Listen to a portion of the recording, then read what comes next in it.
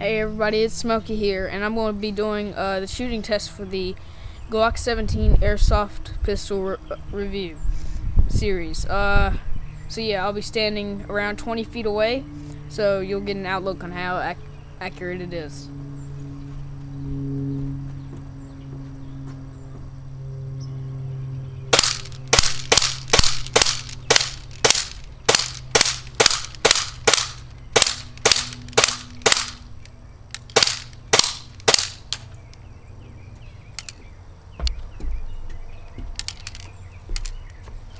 As you can see, it hit around the 8, 9, and 10. So this is, and it hardly ever hit around the 7, 6, and 5.